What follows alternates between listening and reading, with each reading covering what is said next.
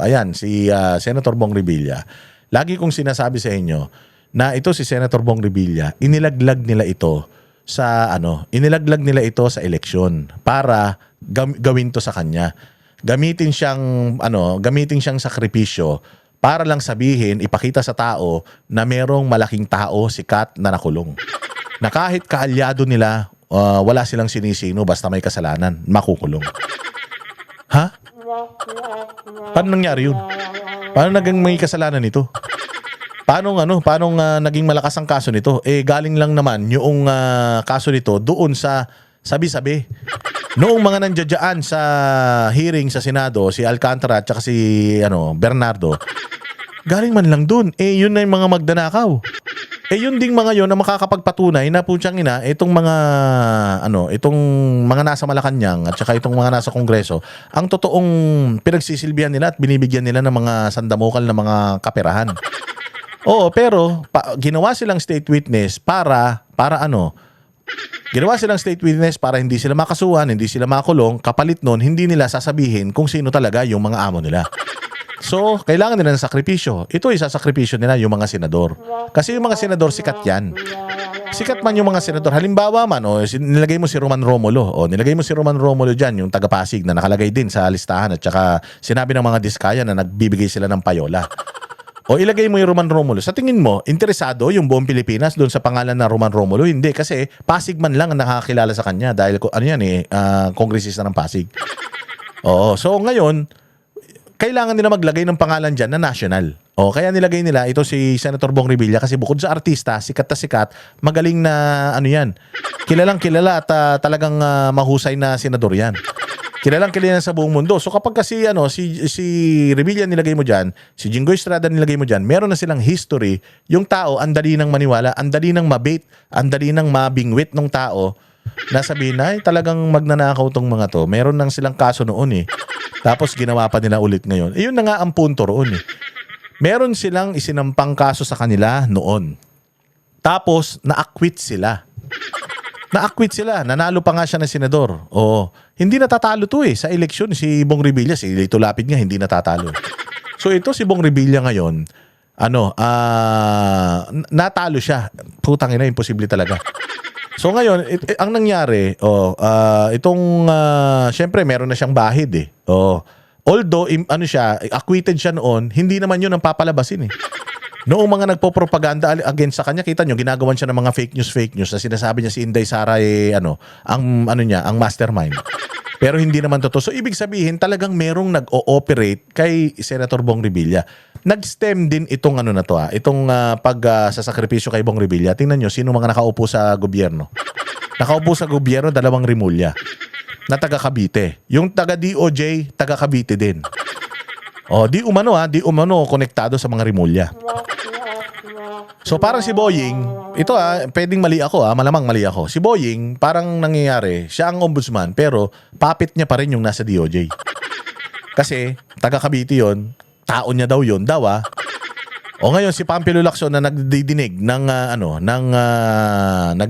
ng Blue Ribbon Committee. Flood control scandal. Tingnan nyo, taga saan yan? Taga Cavite din yan. At di umano, plano na rin magsitakbo ng pamilya niyan sa lokal ng Cavite. So ilang pamilya na yung nag-aaway-away sa Cavite? Rimulya, Barsaga, Tolentino, tapos Rimulya, Lacson. Maliit man lang ang Cavite. Di ba? Maliit man lang ang Cavite. Meron pang mga maliksi. Di ba? May mga ganun pang pangalan. Pero kita mo, sino yung 2 taga Cavite na pinakukulong ngayon? Si Barsaga at saka si Revilla. Ini-eliminate. Ito nakikita ko lang parang ini-eliminate yung mga posibleng makakalaban nila sa Cavite. Ini-eliminate kasi nga may mga pangarap na makuha nila, monopolize nila yung politika diyan. Kaya nga itong isa pang dinidinig na anti-dynasty bill, putang ina, katarantaduhan yan kaya itong mga anak ni Revilla na mga congressman, delikado kayo. Kasi unang tinira yung yung tatay, tinan mo si Jolo. Ang daming mga lumalabas na mga image na binibigyan niya ng props si Martin Romualdez. Kasi ang gusto ng administrasyon, nung mga nagpo-propaganda, wag na yung administrasyon, ang gusto ng mga nagpo-propaganda dito kay Bong Revilla, maging kasama nila yung DDS crowd sa pangbabash sa mga Revilla. Kaya ginagamit nila yung pangalan na Duterte na parang inilalaglag ng mga Revilla. Na si Jolo Revilla, sinasabi si Romualdez ang pinakamagaling na speaker para magalit ang DDS kay Jolo Revilla at magalit ang mga tao sa mga Revilla. O talagang ino-operate ang mga Revilla? Bakit? Di ba? Traidor talaga, mga alyado nila tapos ino-operate nila. So, dyan pa lang alam mo na eh. So talagang ginamit ito si Revilla. At kawawang-kawawa yung mama. Kasi nakulong na tapos ililipat pa sa normal na kulungan. Samantalang yung totoong mga magnanakaw, yung Alcantara, yung Bernardo, si Zaldico, si Romualdez, si Sandro Marcos, si Bongbong, putang ina, malaya. Yan ang injustice talaga. Si dating Senador Bong Revilla na nakakulong sa New Quezon City Jail dahil sa flood control scam. Live mula sa Quezon City, nangunguna sa balita si Gio Robles. Gio, saan nilipat ang dating senador at bakit? Jiggy, inilipat na nga sa regular na selda kasama ang ibang preso dito sa New Quezon City Jail. Si Revilla, kinumpirma yan sa atin mismo ng kanyang asawa na si Cavite 2nd District Representative Lani Mercado. Sakto alas 5 ngayong hapon o oras sa cut-off ng dalaw dito sa New Quezon City Jail nang lumabas si Mercado. Ipinagdadasal daw ngayon ng pamilya ang kaligtasan ni Revilla. Ayon kay Mercado, nakakatulog at nakakakain naman daw si Revilla. Napakadelikado nito Napakadelikado nito. Bakit? Again, sa sobrang laki ng pera na ninakaw, hindi malayo na patahimikin ito si Revilla by means of what? Ganunin. Pwede yun eh. Oo. Pwede siyang ganunin talaga dyan. Nasa kulungan ka na eh. Puros kriminal mga tao dyan eh. Mano ba naman yung isa dyan? Wala nang meron dyan Nobel murder, multiple murder ang kaso. Presyohan. Ganunin si Senator Bong dyan. Sobrang delikado niyan mga bossing. Kasi syempre, pag patay ka na, hindi ka na makakapagsalita. Katulad ni Cabral. 'Di ba? Nalaglag. Nalaglag sa bangin. Nakapagsalita pa? Hindi na. Kung ano yung mga pwede niya pang isumbong, wala na. Kasi nga, tikom na bibig niya, dead na siya. Ito, si Senator Bong. Walang kasalanan to. Kung walang kasalanan to si Senator Bong, maa-acquit yan. Pag na-acquit yan, putsang ina, ididimanda niyan lahat ng mga nagpatrabaho sa kanya. Anong pinakamabilis na paraan para hindi na maging sakit ng ulo itong kanilang ginawang sakripisyo? Ipaganon mo. Pag pinaganon mo yan, di na yan makakapagsalita, di ba? Yari tayo dyan. Kawawa naman. Kung imagine niyo, ilagay niyo yung sarili niyo sa kanya.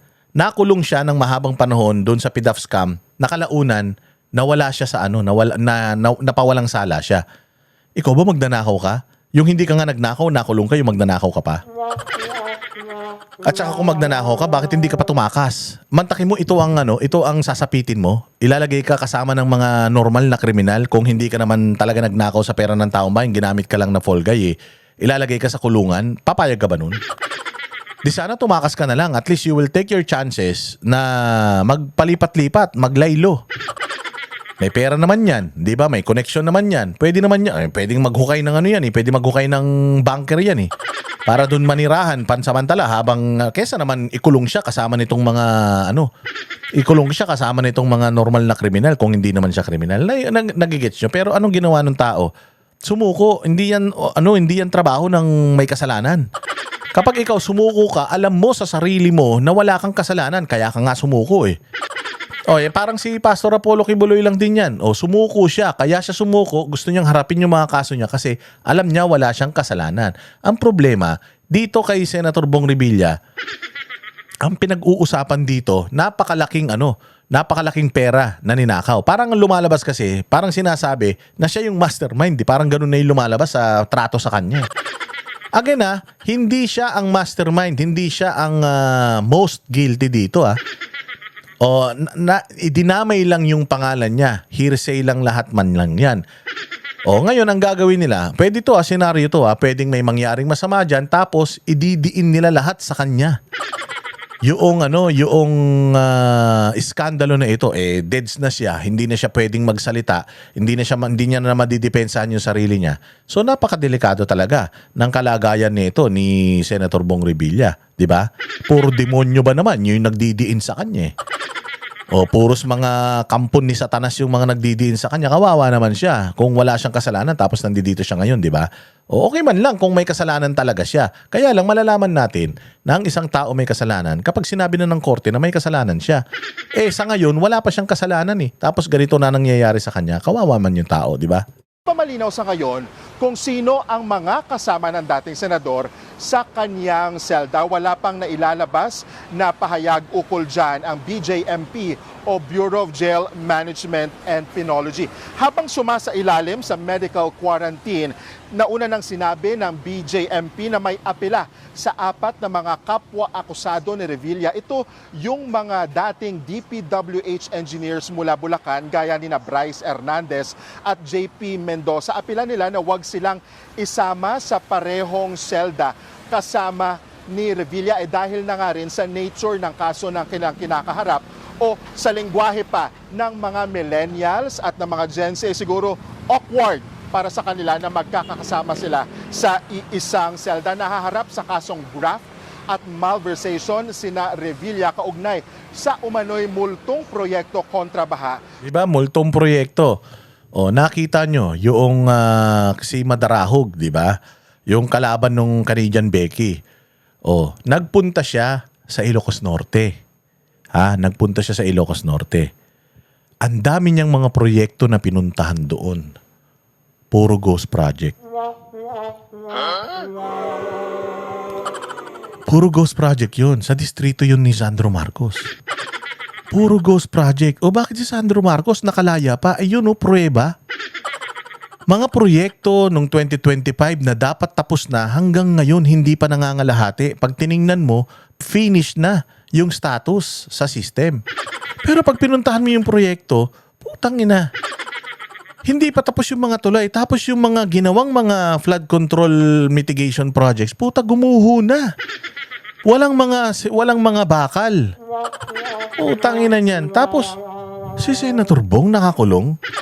Si Sandro Marcos, ang distrito niya na yun, puro proyekto niya yun, nakatenga lahat. Tapos, putya malaya. Nakakapag-speech pa in replacement sa tatay niya. Nakakapag-party-party pa, panay papunta ng poblasyon, panay pa ang spin-spin niyan dyan. Alam mo, di ko alam wait ka lang. Oo, wait ka lang. Tingnan mo, ilalabas ko yung mga video mo. Siya nakakapag-spin-spin pa yan doon. Saan ka naman? Tingnan ninyo, nakita nyo yun? Ilagay nyo dyan sa comment section. Napanood nyo yung mga video ni Madarahog. Ito ang magaling sa mga Duterte vloggers Pumupunta talaga sila para i-expose yung kabulastugan ng ng administrasyon na ito. Lalong-lalo na doon mismo sa probinsya nung presidente at sa distrito nung anak, nandoon nakatago yung mga flood control. Sabi ko nga kung itong si Santo Niño ang batang Jesus, dapat isayaw din ninyo ni Risa Ontiveros itong si Sandro Marcos dahil yan ang batang Lucifer. Bagong congressman lang yan. Tapos ganyan na karaming mga kahayupan na ginawa niyan. O tingnan ninyo yung mga post ni Madarahog. Grabe, milyon-milyon yung views. Nagpunta talaga siya doon sa mga proyekto na nakikita yung mga coordinates sa website mismo ng DPWH. Pagdating doon, putang ina, wala.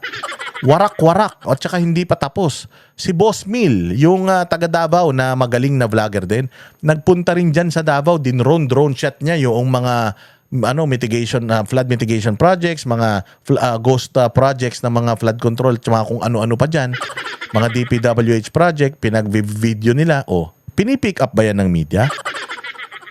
Si Senator Bong nakakulong na, yung mga yan, putang ina malaya pa, saan ka naman? Asan ang hustisya dyan? Tas sasabihin nyo, ito may kasalanan? Asaan yung mga proyekto na sinasabi nilang ghost ni Senator Bong? Si Senator Bong taga Cavite yan. Tingnan mo yung mga proyekto ng mga anak niyang congressman sa Cavite, nung asawa niya diyan sa Cavite. Tingnan nyo kung may mga ghost projects sila sa Cavite. Wala. Pero itong si Sandro, doon mismo sa distrito niya. Ghost project, di umano. O ayon doon sa mga videos na pinuntahan ng mga vloggers at dinocument nila. O ba't siya malaya? Bakit ito nakakulong? Di ba unfair? Unfair, di ba? Okay man lang sa akin kung ito may kasalanan, makulong yan, okay. Maisilya electric pa natin yan. Gusto mo, lethal injection pa natin yan eh. Kung talagang nagnakaw yan eh. Pero yung unahin mo siyang ikulong, tapos yung iba na mga involved dito, puta malaya, o anong tawag natin dito kay Senator Bong? Di fall guy, di scapegoat, di inilaglag nila, ginamit nila, inexploit nila yung kanyang vulnerability. Para sa public court of public opinion, umayon yung mga tao dahil may history na siya noon. Low-hanging fruit nga tawag sa kanya ni Remulla eh. Sa Pandi, Bulacan, dumalaw din kanina kay Revilla ang kanyang kapatid na si dating Antipolo Mayor Andeng Inares. Bago mag-alauna ng hapon kanina nang dumating si Lani Mercado, bumisita rin ang mga anak ng dating senador sa pangunguna ni Cavite 1st District Representative Jolo Revilla at Agimat Party List Representative na si Brian Revilla. Una nang iginiit ng kampo ni Revilla na may pangamba sila sa seguridad ng dating senador sa City Jail. Bagay na sinuri ng mga maestrado ng Sandigan Bayan na personal na ininspeksyon ang mga selda dito sa New Quezon City Jail noong Ito matindi ito matindi. Yung judge dawa na taga Sandigan Bayan, ito matindi. Kapatid nung abogado ni Alcantara ba o ni Bernardo? Kapatid. Saan ka naman, di ba? At ang sabi ko nga sa inyo, matindi talaga tong inaabot ng mga Revilla na ito. Kawawa naman itong pamilya na ito. Kung walang kasalanan nito, kawawa, nagagamit sila. Again hindi natin sinasabi na si Bong Revilla walang kasalanan. Pero a person is innocent until proven guilty. Dapat mapatunayan talaga na guilty ito kung talagang guilty. Pero kung ginagamit siya, imagine niyo, ilagay niyo yung sarili niyo sa kanya. Wala kang kasalanan, tas ikaw yung ikukulong. Siyempre, ayaw mo niyan. Hindi ba? Unfair yan. Kaya sana, mga kapwa kong mga Pilipino, lalong-lalo yung mga DDS na ginagamit na itong mga propagandista para magalit sa mga rebelya, mag-isip-isip kayo. Huwag tayong basta-basta na lang nagja-judge ng tao. Kasi ganyan din tayo kay Bantag, gusto muna natin mapatunayan may kasalanan siya. Ganyan din tayo kay Teves, gusto natin mapatunayan may kasalanan siya. Kahit na yung mga records nila hindi malinis, pero alam natin na hindi deserve ng kahit sino na gamitin kang fall guy. Hindi deserve kahit sinong tao na walang kasalanan na makulong. 'Di ba? Sabi nga nila, you can free up or pwede kang magpalaya ng 100 may kasalanan o 100 kriminal, wag ka lang magkukulong ng isang inosente. Lagi niyong tatandaan 'yan. So, imagine niyo kung inosente ito, paano na?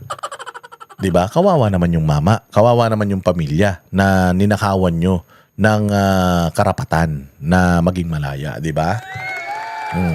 Saang linggo. Bagaman naging matipid sa pananalita si Brian, hindi niya naitago ng panganay ng dating senador. Anyways, Senator Bong Revilla, ito lang masasabi ko sa iyo. Kailangan talaga mapatunayan mo na wala kang kasalanan and mag-ingat ka. Mag-ingat ka. Magaling ka naman, action star ka man. Pagka nakikita mo na medyo alanganin ka, lumabang ka. Huwag kang pumayag na may mangyari sa iyong masama diyan dahil kapag may nangyari sa iyong masama diyan, pag ikaw nadali diyan, wala na. Hindi mo na mapapatunayan na wala kang kasalanan. So sana ay galingan ng mga abogado mo at sana patunayan mo na talagang wala kang kasalanan. Dahil para makalabas ka na kagad dyan kung wala kang kasalanan. Ngayon naman kung may kasalanan ka, bahala ka sa buhay mo. Kung talagang ikaw ay may kasalanan, ikaw ay mayroong kinulimbat na pera ng taong bayan, dapat mabulok ka sa bilangguan, di ba? Pero again, A person is innocent until proven guilty. Dapat lagi nating ina-apply yan. Yan ang panatero, walang inuurungan. Pag tama pa